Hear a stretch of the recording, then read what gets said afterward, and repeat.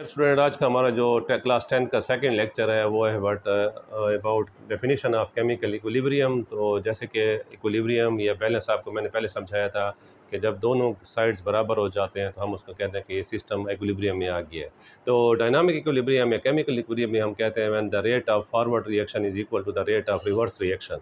एक बात आपने यहाँ से याद रखनी है कि आप आम ज़बान में उर्दू में हम उसे कहते हैं कि क्वांटिटी या मिकदार उर्दू में कहते हैं, इंग्लिश में हम उसको कहते हैं या फिज़िक्स में आप कहते हैं क्वांटिटी, और केमिस्ट्री के ज़बान में इसी क्वांटिटी को हम चेंज कर लेंगे। अब हम इसको कहेंगे कंसंट्रेशन। तो जब आप कंसंट्रेशन का लफ्ज़ सुनेंगे तो प्लीज़ आप कंफ्यूज ना हो, इससे मुराद मिकदार है या क्वांटिटी है। सेम है रफ्तार को हम जब फिज़िक्स में कहते हैं तो हम उसको कहते हैं स्पीड, और इसी स्पीड या रफ्तार को जब हम केमिस्ट्री में पढ़ते हैं तो इसके लिए हम वर्ड चेंज कर लेते हैं, हम इसके कहते हैं रेट। तो ये डेफिनेशन आपने याद करनी है। तो अब हम कहेंगे कि डायनामिक इक्विलिब्रियम, फिर आपकी मिसाल आपको शुरू करता हूँ। A + B रिवर्सिबल रिएक्शन है, क्या बना रहे हैं C + D मेरे बेटे।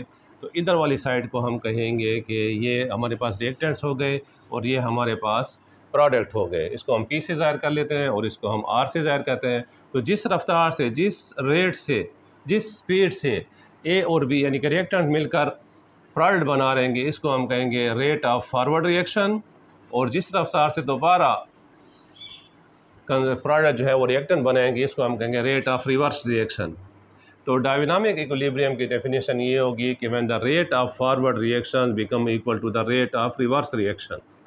तो इसको हम कहेंगे कि ये हो गया डायनामिक इक्विलिब्रियम की डेफिनेशन।